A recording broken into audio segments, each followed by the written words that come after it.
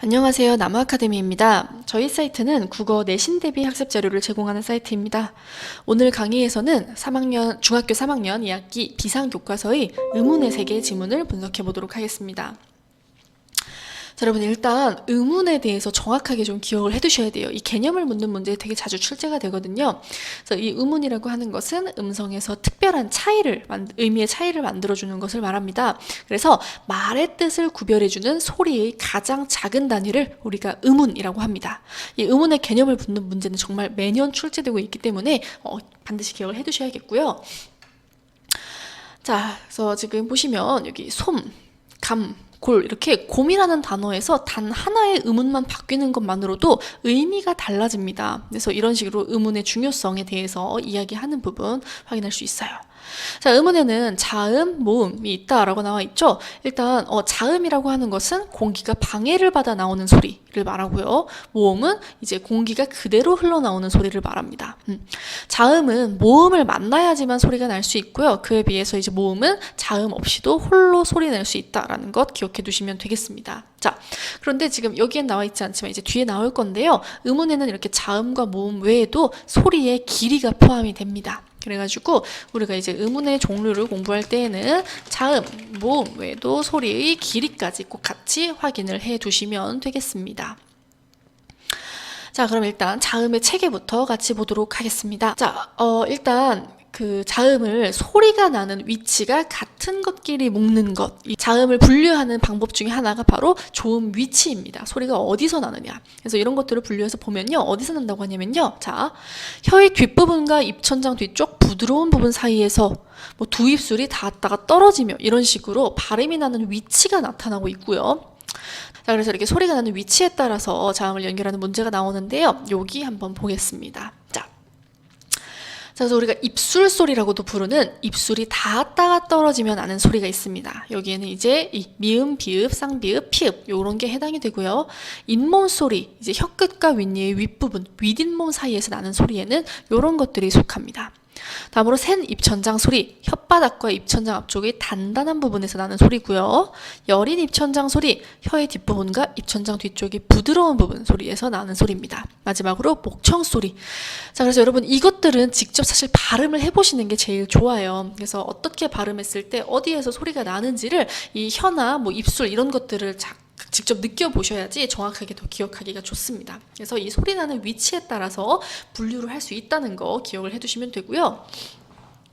다음으로 입안이나 코안이 울리는지 여부에 따라. 자, 그래서 입안이나 코안이 울리는 소리를 우리가 울림 소리라고 부르고 울리지 않는 소리를 안 울림 소리라고 부릅니다.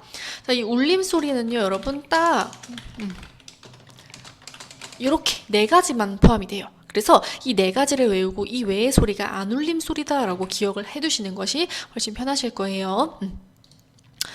자, 그래서 이렇게 그 울림 소리와 안 울림 소리를 구분할 수 있는데 이 울림 소리도 또 다시 구분할 수 있습니다. 어떻게 구분을 하느냐? 이 코로 공기를 내보내면서 나는 소리를 콧소리라고 하고요.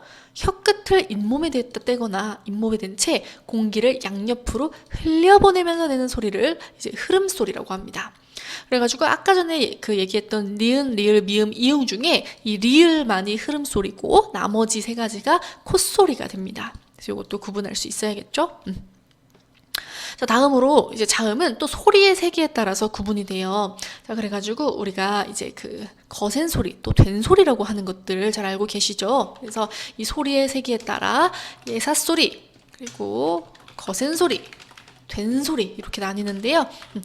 이제 기역으로 예를 들었을 때 예사 소리가 기역, 그리고 자, 거센 소리가 키읔, 된 소리가 쌍기역 이렇게 되겠습니다.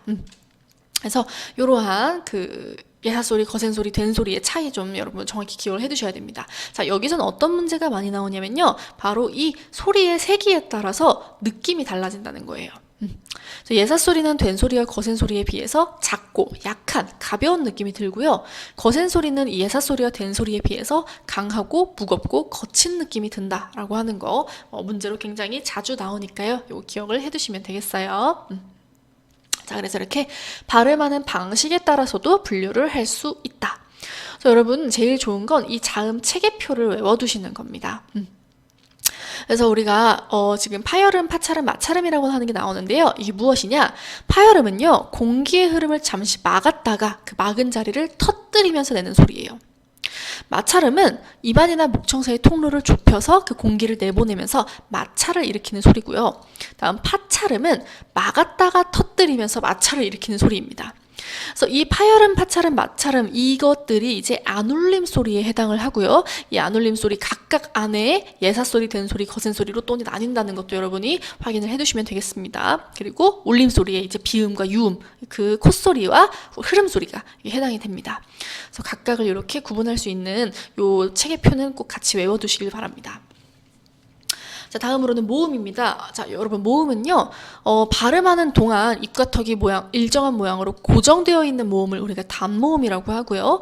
발음하는 동안 이 입이나 턱의 모양이 변화하는 것을 이중모음이라고 표현을 합니다. 그래서 우리의 모음은 단모음과 이중모음으로 나뉘어져 있습니다. 그래서 각각 어떤 것이 속하는지 정확하게 기억을 해두셔야 되고요. 이 모음은 어떻게 분류를 하느냐? 일단 첫 번째 입술 모양에 따라 나눕니다. 입술이 이렇게 둥글게 오므라진 모음을 원순 모음, 그리고 그렇지 않고 평평하게 나는 모음을 평순 모음이라고 하고요. 그 다음으로 발음할 때 혀의 최고점이 입안의 앞쪽에 있는 모음을 전설 모음, 뒤쪽에 있는 모음을 후설 모음이라고 합니다. 마지막으로는 혀의 높이를 따라서 분류를 하는데요. 혀의 그 높이가 높으면 고모음, 낮으면 저모음, 가운데 있으면 중모음이라고 합니다. 그래가지고 이 입술 모양, 혀의 최고점 위치, 그리고 혀의 높이에 따라서 그 단모음이 분류가 됩니다. 그래서 요거 단모음 체계표도 여러분이 정확히 같이 기억을 해두시는 거를 추천드립니다. 자, 그래서 방금도 말씀드렸던 것처럼 이 음우는 뭐 소리의 세기에 따라서 또 느낌이 달라지기 때문에 어떻게 달라지느냐, 뭐 우리 느낌을 좀 확인을 해두셔야 돼요. 그래서 지금 뭐 잇몸 소리고 흐름 소리인 이 리을의 경우에는 밝고 명랑한 느낌을 주는데, 뭐 이제 티읕, 잇몸 소리이자 거센 소리인 이 티읕은 거칠고 강한 느낌을 준다. 그래서 둘 다 잇몸 소리로 소리 나는 위치가 같은데 발음하는 방식에서 좀 차이가 나는데 그것만으로 이렇게 느낌이 달라진다는 거죠. 그래서 이 자음이 주는 느낌 정확하게 기억을 해 두셔야 되고요. 두 번째, 모음도 느낌 차이가 있습니다. 양성 모음, 이 아야, 오요 이렇게 해당하는 이 양성 모음은 밝고 가벼운 느낌을 주고요. 그리고 어여, 우유 이런 그 음성 모음들은 어둡고 무겁고 큰 느낌을 줍니다. 그래가지고 예를 들어서 뭐 알록달록 이랑 얼룩덜룩을 비교했을 때 어떤 것이 더 밝은 느낌을 주는지 느낌이 확 오시죠? 그래서 이렇게 양성모음과 음성모음의 차이도 정확하게 기억을 해두시면 되겠습니다. 자, 그럼 지금부터 한번 문제 같이 풀어보도록 할게요. 자, 우리 2번 문제 같이 풀어보도록 하겠습니다.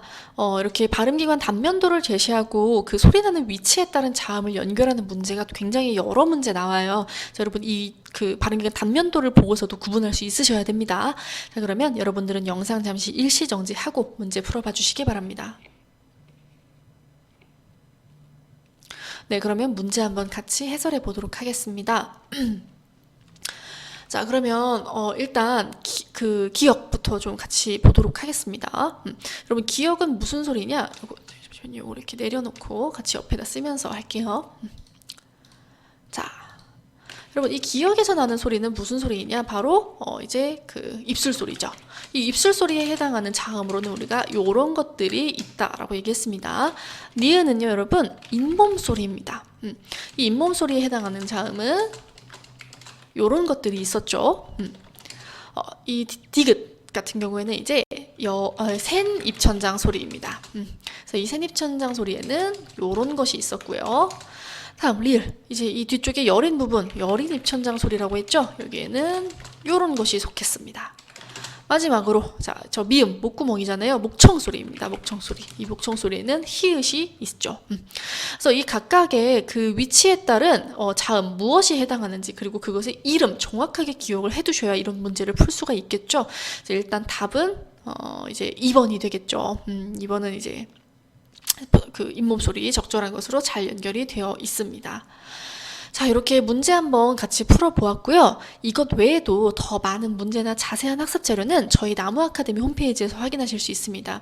특히나 이 의문과 관련된 문제는요, 굉장히 많은 자료가 있기 때문에 여러분들이 좀 꼼꼼하게 확인을 해서 최대한 많은 문제 풀어보면서 공부를 해두시기를 추천드립니다. 감사합니다.